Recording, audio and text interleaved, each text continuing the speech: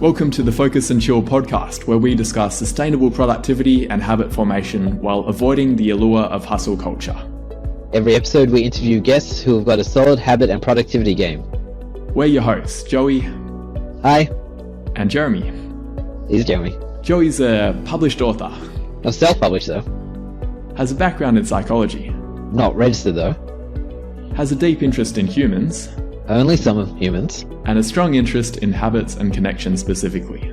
That's true. And Jeremy is a software developer with ADHD, and when he's not trying to come up with ways to stop himself burning rice, he enjoys doing a 3-hour morning routine and surprising colleagues by doing sets of push-ups during meetings to keep the energy high.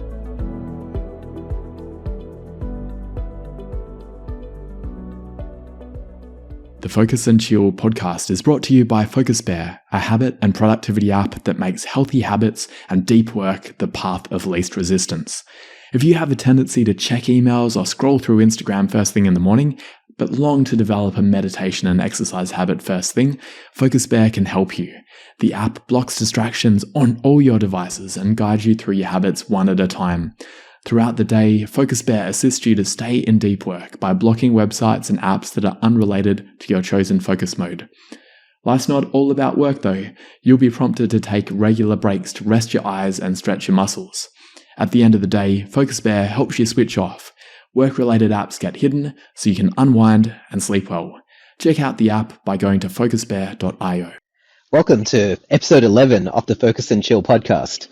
We're lucky to have Sandy Xu as our guest today.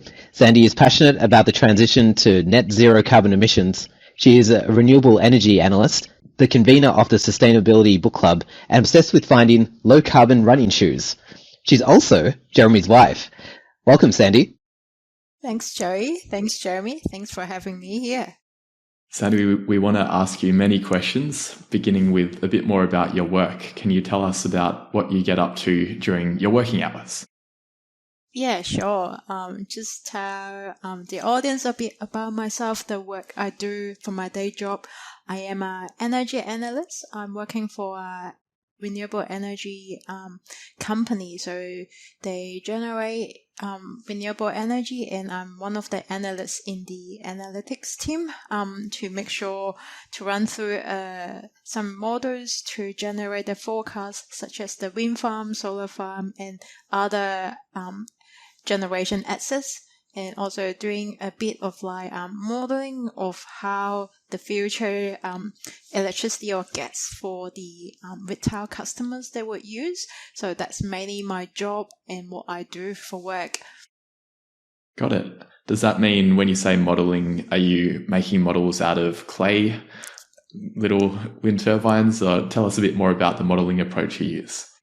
Yeah, it just really depends on what we need for different generation assets. For example, so there's a electricity generation asset that I have at work. The modeling approach is using Python, the programming language, to call up the optimization script to optimize what time of the day this particular asset they need to generate electricity, and we always aim to generate electricity at a high price point.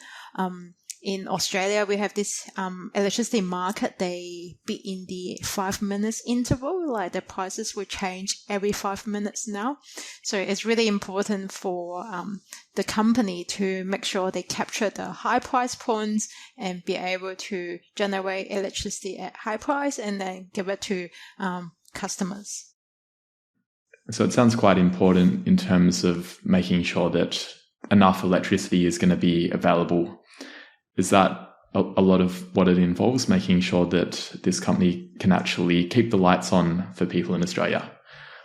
Yeah, definitely. As what you said, Jeremy, it's quite important to make sure the asset can generate electricity to make sure Australia can keep their lights on. When we, like for example, now during the podcast, we don't need the internet and electricity to run it. And also when we do cooking as well, it's quite important we make sure the reliability of the electricity. Yeah, absolutely. It sounds very important. I'm glad we do have electricity right now.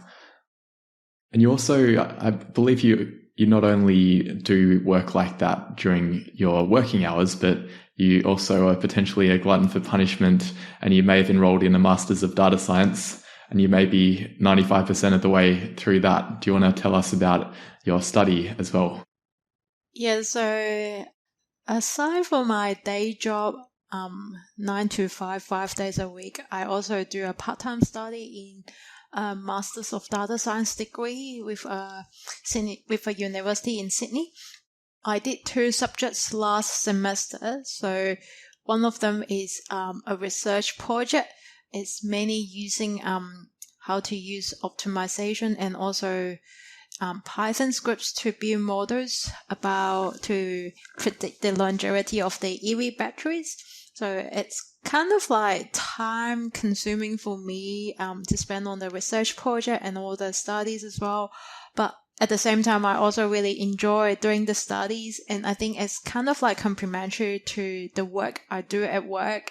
At work, I might analyze data looking at the 5 minutes interval of the electricity generation when doing the electricity forecast and also the generation modeling.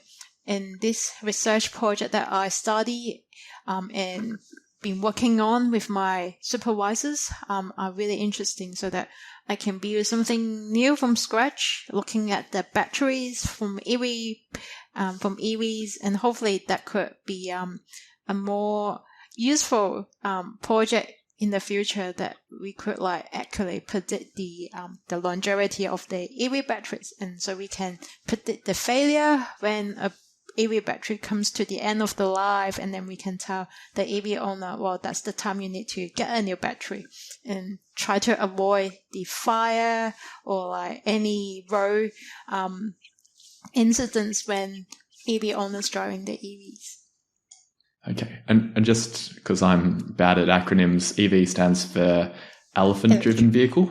No, it stands for electric vehicles. Okay, Sorry about that makes that. sense. I should give That's a why it bit has a more battery. context on that. Yeah, nice. And how about the rest of your time, Sandy? Do you get any off time? And if so, what do you enjoy doing during your off time? Yeah, if I don't work or study, I also run a book club about sustainability or climate related books. So what I normally do is not quite like run it every month, but every quarter or every now and then, whenever I have time, I have a small group of friends that we would come together and decide a book that we would like to read, and also would talk about the book during the meeting. And I've got a book club meeting coming up tomorrow evening, so that we can get together and talk about the books that we read or we want to read in the future as well. Giving you some examples of the books I've been reading this Together We Can is about how to tackle the climate change, and then a few more viable actions for not just Australian but other people like around the globe that can do to help stop climate change or even slower the climate change. And I've got a book, I just got it today, and I'm really looking forward to read during my holiday break. It's called Earthshot. I haven't started reading it yet. It's recommended by one of my friends. We used to work at WWF previously, and he recommended this book to me, and about how to action on climate change as well. So I'm really looking forward to read it. I've been an attendee of the book club and have really enjoyed it myself as well. So maybe that might be something that you can share details for if other people would like to be part of it. Yeah, definitely. I can share the meetup link to Jeremy and Joey at the end of the podcast, and then you can spread the word. Maybe more people can come join us and have a bigger conversation about the books that we are going to read and the actions we want to take. Definitely. We'd like to hear now about your morning routine. Do you read books as part of the morning routine, or is that your evening routine? Yeah, no, reading books is kind of like my evening routine. in the morning, my morning routine is slightly different than my evening routine. In the morning, when I get up, now I get into the habit of like using Muse. It's a meditation headset, like can detect your brainwave. I put it on my head somewhere around here, and then using an app on my iPad, and then I can do guided meditation, or sometimes I just do not guided meditation, depends on what I want to do. And after that, I also do journaling. I do have different styles of journaling I like to do. In the morning, I tend to do some free writing. Well, there's always 3 things that I write down. The first thing is, what am I grateful for? And the second thing is, what am I looking forward for today? And the last thing, what I write down is, what do I want to let go of? So I always write down these 3 things to start with my morning journaling. And then I will do some free style writing if I have something that I would like to write about, or some resentment that I would want to write about as well. Anything that I would want to write about, I'll do it in the morning. And then I got quite a few other morning routines after that. I came across this concept called habit stacking, and that's why I try to do all these morning routines all together in the morning when I get up, or as the first thing. So after that, I would do a 5-minute HIIT session. I'm trying to like activate my brain and my body as well. Or if I don't do HIIT sessions, I would normally go for a walk with Jeremy around the block. And after that, I also do Anki. So Anki is a flashcard app. I do it on my iPad normally, because I'm doing the Masters of Data Science study. There are a lot of concepts that I don't understand or I have learned before, but I need to refresh my memory. So I would put the card deck. So how it works is on the front of the app, or when I open the app, I can see on the front that I will have a card ask me, for example, what is cost entropy. And then when I have to answer it myself, and then I've write myself, am I good at this? Can I answer this question really fast? And then say good, not good, something like that. And then you flip around the card and see the answer, so you can check your answers. So that's what I do. I think in the past, I don't do Anki flashcard regularly. And what I found is sometimes when I went to the lecture, or when I have to cram for my final exam, I have to like really, really study hard at the end of the semester. But by doing this Anki, that flashcard deck thing, and I always like can refresh my memory, because it comes in different sequence and orders. So I can always like pick up the things that I think I need next, or I need to refresh my memories of. And I think as a consequence, I think I have more confidence in learning this machine learning data science concepts now, and being more confident in coding, because I also do data camp as the last set of morning routines that I do. So I'll spend 10 minutes on data camp every day now. This is a new habit, because I didn't do data camp before, and my coding was really bad. And since I'm now doing more data camp, taking notes as well, I'm more confident, or slightly more confident. I can't say I'm really good at coding, but just getting more confident in coding, and make myself to be like immersed with the things that I need to learn, and do it as the very first thing in my morning would just make me feel like, okay, yes, I achieved something. I've done this, and that makes me really good. That's my morning routine. I can't speak highly enough for getting some hard stuff done in the morning, especially when it comes to learning and exercising, and then stacking learning on top of that is a really great stack.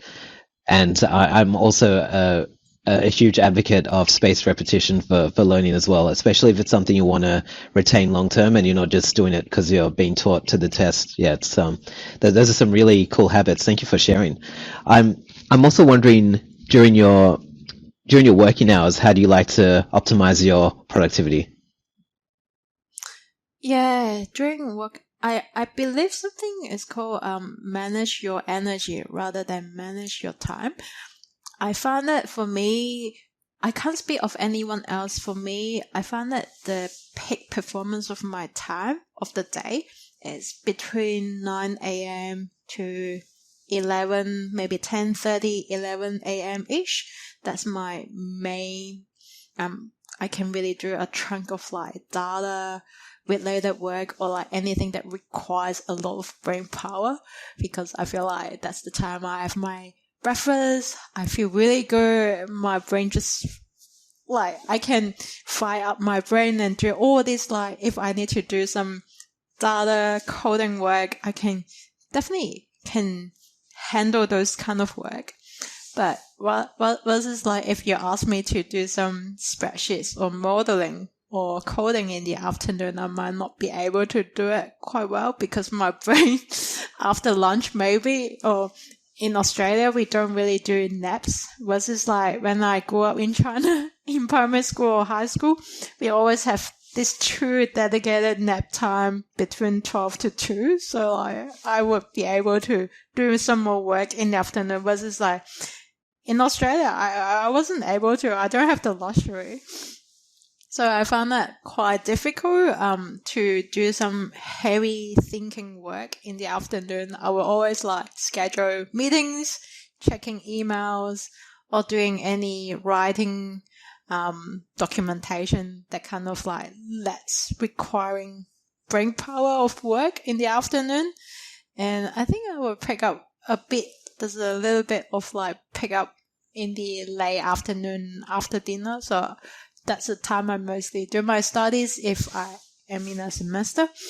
So that's how I normally prioritize the most important thing or like deep work time during between 9 a.m. to 11 a.m. ish. So I can get things out of my way as well.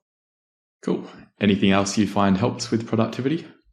Yeah, I think I've been using a lot of things to try to help myself not getting distracted. For work, it's a bit difficult. Sometimes I will just create a meeting for myself and block the time on my calendar so my colleagues, they can't come and talk to me or they can't just schedule anything in with me. So I block the time. For studies during the weekends, well, I have been using the Focus Bear, the app Jeremy built, and I think it's really good because throughout the weekend and it's not in a work environment, I tend to like, okay, I need to do this research project. I need to write this introduction of my assignment, but then I got really distracted. I want to check out my Facebook page. I want to check out other social media accounts. And it's because it's in a different environment as well from work and study. And I tend to get distracted a lot from my study. And I've been using Focus Bear. It's good that it just blocks the websites that I would tend to use, I tended to use, like Facebook, other social medias. And also, I really like the breaks in between of like the study, the blocks. I created this kind of like Pomodoro blocks. Every 25 minutes, I will just do this task and then I'll have a break in between so that I can stretch my legs and then come back and do another block of work. I think that's really good. So I think it just really helped me to go through my assignments as well. I remember in the past few months, I've got like 9 assignments in total. And I have to use this app to like try to stay away from these distractions and make sure I get proper breaks and then do the work. And I really like the feature that I can log the time as well, because I get to know when I look back, I get to know, oh, what have I achieved?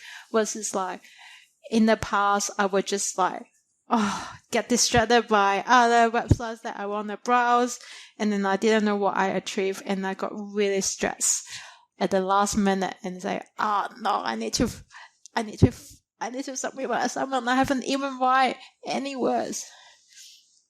The other technique that I'd be curious about your thoughts on is body doubling as well, because that's something we've been experimenting with. Have you found that useful? And maybe you can explain what that involves.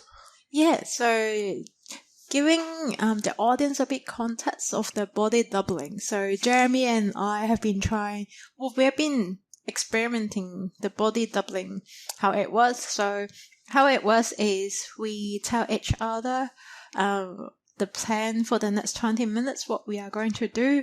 So say Jeremy would tell me he's going to check his emails in the next 20 minutes, and I will tell him I'm going to write the introduction part of my assignment. So at the end of the 20 or 25 minutes block, and then we will go back to the other party and then ask them, have you achieved this? And what are they going to, whether they have achieved the task, what are they going to do in the next 25 minutes, the block. So I think it's quite good. It gives me some kind of accountability to it. And even though he's my husband, I would still feel ashamed, if I didn't do the thing that I wanted to achieve. So I think that's a good way to have some sort of peer pressure, I would say, to tell other people what you're going to do and then make sure you're going to do it. So I think it works. But the problem with that is if Jeremy doesn't work at home, if he works in the office, and then I think it's a bit difficult to reach out to him, and then I'll be less disciplined. Yeah, that's helpful on the days we're both working from home. And I guess it's something that can be done with apps as well. There's FocusMate and Cave Day, and recently the people at Goals One have come up with an app called Watch Me Work, where you hire someone to look at your screen, and then if you start getting distracted, they'll send you a chat message saying, hey, maybe you don't need to be going down this Wikipedia rabbit hole right now. Doesn't seem aligned with what you committed to at the start. How do they know that you're actually looking at the right page, using the right app though? So you reckon you'd have another monitor where you're secretly procrastinating on a different monitor? You just use your iPad or iPhone and then you pretend that you're looking at the screen, but you're actually looking at something else. Yeah. I mean, the best is if you're sitting next to each other and both people are working on it together, almost like pair programming. But anything along those lines is probably helpful. I find even for me, just the act of verbalizing what I aim to achieve, that helps me to have a sense of accountability. It's not necessarily that I'd feel ashamed, but just that it helps me to set the intention within myself by telling someone else as well. Yeah, I guess that's why there's an existence of the library. People can study in the library, work in the library, and before COVID period, I would still remember my days when I studied CPA, trying to get my accountant degrees, and then I just run to the library every single day so I can get focused. Versus if I study from home, I'll just get distracted and I might just lie in bed for the whole day and not doing anything. Versus studying in the library, at least I've got some peer pressure and people watching me up to study, and kind of people walk past, look at my screen, I can't really do anything back. Yep, can definitely help. It sounds like you've got quite an intense life, really. You've got your work, you've got your study, you're married to quite an intense person. How do you switch off in the evening? Yeah, that's a good question. How do I switch off? As I mentioned before, I also do some journaling in the evening. I think my evening journaling, I've got a different book, is slightly different. It's more writing down what happened throughout the day, how I feel about the day, and I would like to also plan for the next day. I've got this kind of a person, it's called a productivity planner. I got that from Office Works, and then it's kind of got a timeline of what's the day look like the next day, any important task, I will just write it down to here. I found that like the days that when I do the evening journaling and planning for the day, for the next day, I have, I feel like I've got a lot done throughout the day and I can sleep better. Versus sometimes if I got too many assignments, to write and I didn't have enough time to plan for the next day, I get really nervous. Like when I sleep, I would tend to worry about, oh, do I have enough time to do every single task the next day? And what should I do? I would start like going through a rabbit hole in my mind and I couldn't really sleep well. Versus like I found that sometimes, regardless how busy I was, some of the days when I write down what I need to do the next day, the tasks, I'll just feel like, okay, I know what I'm going to do. I don't have to spend time in the morning and do this all over again, plan for my day, so I can sleep much better. So that's part of the things that I've been doing and trying to get better at that. As I said, I'm not really consistent with it. So hopefully I will become more consistent. And the other thing I like to do is just reading a page or two. As you can see, I put bookmarks on most of the books. But I just randomly grab some books. Some days I might feel like I want to read a climate-related book, and I'll just read a page or two, and then it just put me to sleep better. I prefer a physical paper book rather than looking at my screen. In the past, I tried to use a Kindle or iPad to read, but I ended up not reading, but just doing looking at WeChat, Facebook, just really wasting my time. So yeah, highly recommend it, reading a paper book. Yeah, that's wonderful, Sandy. I was just wondering, you were talking about earlier how you like to, there's a period of alertness that you have towards the evening and you like to study during that time. And I think you were just saying recently that when you got a lot of assignments to do, they can spill into your wind down routine where you might have otherwise spent the time trying to plan your next day, and then you get anxious about the next day and you might not sleep well, and then you don't have energy in the next day, and then the cycle repeats. Do you have any ways of breaking that cycle so you're able to get back on track? Yeah, I think speaking from my personal experience, some of the things that I think it worked for me is definitely during the planning of the next day. It just really helps me to sleep quite well if I get into a really intense study period, because I'm that type of person. I need to know what I need to do the next day and what kind of things I need to take off. I think that's definitely one thing I found that quite useful to do that. And the second thing is for winding down, it's just shutting off computers, any digital devices. That would be really helpful. I don't know whether this is scientifically proved, but I think people said to me, like, if you stop the blue light from the digital devices, they're actually affecting your brain and your eyes, and you might find that hard to sleep as well. And the third thing I think is having a hot shower. That would definitely help me to put me in a good sleep. I am that type of person. I like having a hot shower, or at least having a foot spa, so that I can sleep much better. Yeah, wonderful. And what habits would you like to most remove from your life? You've talked about some really good habits that you've got currently, but tell me about some that you'd like to remove. Yeah, the heaps of them. Like, for me, not being able to consistently doing the morning routine and evening routine or parts of it. For example, for morning routines, I am at the beginning when I started to add data cam, like the coding part of my morning routine, I really feel resistant to it, because I feel like, okay, so how does that help if I do 5 minutes or 10 minutes coding exercise in the morning? Would that really help me? How much can I learn from it? I don't like the idea of like having this scramble, like small slot of time to do studies. I would prefer to have like extended period of like study.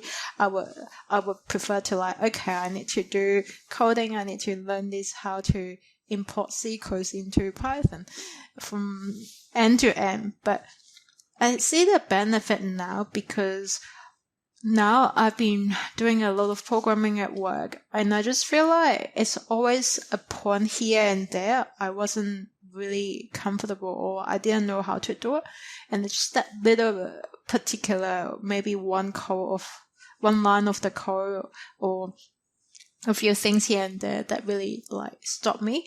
But if I consistently like doing the data cam and learning things from here and there, and that would definitely help me. So I think it's something that I would really like myself to like being consistent and try to do like coding more often, and just overcome this fear of, I need to learn something from end to end. I can't just learn a word or two and then I have to drop it. So I think that's something that I would like to see myself to do. And also the evening routines as well.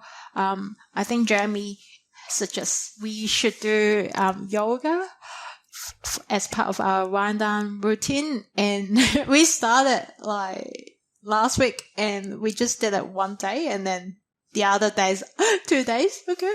And I just had excuses. It's like, oh no, I've got to do this spreadsheet. No, I have to do all these dishes. And I think I found it that I always find excuses not to do one or some tasks or the routines in the morning and in the evening. And I think I need to like just get rid of this like resistance of not doing it. And I think I really need to drill down to the details of asking myself, why will I be so like resist of doing this particular task? And I can see in my focus bear there's a habit tracker as well, and I can see some days I like consistently missing the data cam. Why will I do that? So I think, yeah, maybe that's a good reflection for myself to reflect at the end of the year and look at whether there's something that I want to do, or how can I motivate myself to be better and to be more consistent in doing these routines. What do you think about, because you're reading Tiny Habits and you have been reading Atomic Habits as well, where they talk about doing almost a trivial amount of an activity, doing one push-up or 1 minute of data camp, just tying up your shoelaces and not necessarily going for a run. Do you believe that, or do you think it's a bit of a myth and it's better to do larger chunks, maybe less frequently? I guess it really depends on the tasks that you want to do. Say in the morning, this morning, when I look at you, you try to brush your teeth and then you start cleaning up the basin. I think that's a really good thing to do, because small things that would really accumulate and makes the day much better when you do it at the same time. Tasks like daily life, like cleaning up the kitchen after you use, I think that's definitely a good thing to do. But in terms of like extensive like study during a research project, and say you want to do a literature review on EV longevity, I would still prefer not doing this task like for 5 minutes and then you go away and do something else. Maybe I could use that 5 minutes to plan what kind of like literature articles I want to review, what kind of like search engines that I want to use. Those planning would be useful like in the small amount of time. But if I want to do like study or like coding up a model, and I still prefer to spend more time on it and not just using like this kind of like time slots in your life to do it. I guess it really depends on the task. Yeah, because I guess it's phrased in, say, those books that it's the minimum, but it's not necessarily the limit, that you could do more if you wanted to, but still doing 5 minutes is probably better than nothing. But yeah, I agree. It does seem, what you're saying does make sense to me, that, say, if you're trying to get into a literature review, it's going to take your brain 5 minutes to actually land. And so if you're only spending 5 minutes total, you're probably not going to achieve that much. But it's probably still better in terms of creating momentum than doing nothing at all. Yeah, I agree. Yeah, creating momentum is quite important. And I think it also depends on whether you will have other habits that you want to do after that. Like you would have to allow some buffer time and some time that, oh yeah, I start reading this page and I find that interesting, and then you end up reading the whole book, but then you might waste the entire day. So yeah, it really depends. I feel like you've dodged the question here. You've talked about what habits you would like to enhance, but you haven't talked about any that you'd like to remove. Yeah, that's a good question. Today I went to this conference. It's a talk by Daniel Pink, one of the famous writers about is that anti-fragile, written by him. I think Drive is Drive. Yep. Drive. And When is written by him. The topic he was talking about is the 5 things that you want to do in 2023 next year. The first item on his list is like to write down a to don't list, the things that you don't want to do. I think for me, I think the first thing is like don't spend too much time on my phone or iPad, because it's really terrible, because the Focus Bear is only installed on my computer. It's not installed on my iPad and my phone. I have the tendency sometimes, like if I really want to go and check out what happened in my Facebook or like what messages people send to me, and I'll just use Facebook on my iPad. It's not locked by Focus Bear, so I can easily spend hours like chatting to other people or like watching YouTube. Yeah, that's definitely something I want to remove. Yeah, maybe it's something that it's acceptable to do as part of your wind down, but you want to have a certain amount of time that you want to spend on it. Yeah, and I'm really hoping that the Focus Bear can sing with my iPad, my phone, and my laptop. So like, I don't have the excuse, and I have to come and ask Jeremy to give me the password to unlock me. I'm sure he won't. All right, well, I'll work on that. It sounds like that might be one of the resources that you find helpful in terms of books, philosophies, or apps. Besides Focus Bear, what philosophies and books would you find most helpful? You've talked about When, and I guess you showed us that you have Atomic Habits in the house, and you mentioned Tiny Habits before. Yes. What other books and resources would you recommend? Yeah, before Focus Bear, I also use an app called Forest to help me to be more focused on my studies. So Forest is an app. I installed it on my phone before, and then so you do a 25 minutes or whatever time limit you want to set as a set of time that you want to do a deep work, and then you will set it, and then when you achieve it, you can't really touch your phone because the app just locks your phone unless you pick up a call. And then they would help you to plan a tree, and then you can see at the end of the month, the year, and then you can see a forest because you plant lots of trees. But if you touch your phone or you get distracted, and then the tree will just get killed. So you want to have as many trees as you want. So that's the app I used before Focus Bear, and I found it quite useful because I can't touch my phone, iPad. However, the downside is it doesn't really. I don't know whether they will lock your computer screens or like block the websites. So like, I found some leeways previously in my study. I was able to like do some to check out the websites I was not supposed to check out. So that's one other resource that I use. In terms of books, yes, Atomic Habits, as Jeremy mentioned, I read it when it came out, I think in 2018-19, using Audible. I wasn't getting much of it. I almost forgot most of it, so I got a paper copy now, trying to read more and then do some notes. I really like the bits when they talk about habit stacking, and that's what Jeremy was saying before. In the past, I I don't really have a really rigid morning routine. I would do meditation and then do yoga, but then sometimes I'll just really completely not do anything. And because I don't have this habit stacking together, now I get to this morning routine, I'll know that the first thing I do is meditation, and then I'll do journaling, hit the kind of things that throughout the day. So it's kind of come into my body and my brain get into a memory stage that I would just get up and do these things. And I think also I have been reading a Chinese philosophy book. It's all about life and general advice. I quite like what they say in being more disciplined. And what they said is you need to resist all the temptation so that you can become achieve really good outcomes at work.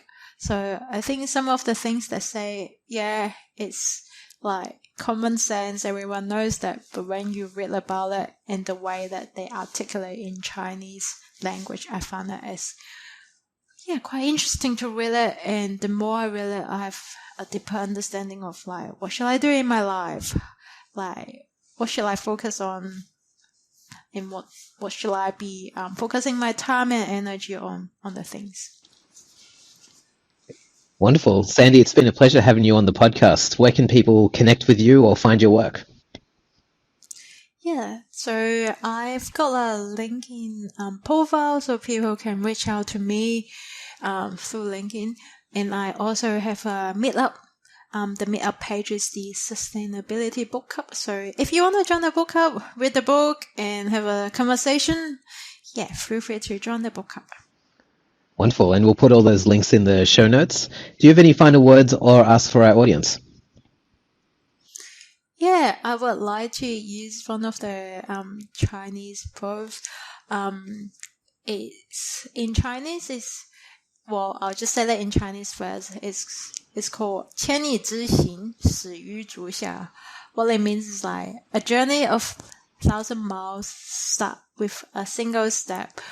I found that it's very true. And after reading Atomic Habits and Tiny Habits and all these productivity books, and it all begins with a little tiny action and determination that, okay, I want to change my life. I want to be better. I want to be more productive. And just this one single action thought that leads you to doing more things and hopefully achieving more in the future. It's just climbing a mountain. I've got a drawing from Jeremy. To me, it's okay, it's quite painful to climb at the bottom of the hill, but once you start the journey and then you are eventually going up at the top of the hill and then find it easy to climb the mountain.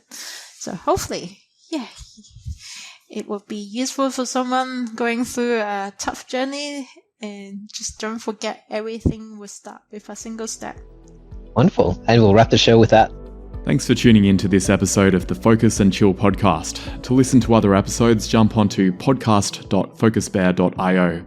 If you'd like to be a guest on the show or you know someone who'd be a good fit, email us at team@focusbear.io. Otherwise, stay focused, stay chilled, and peace out.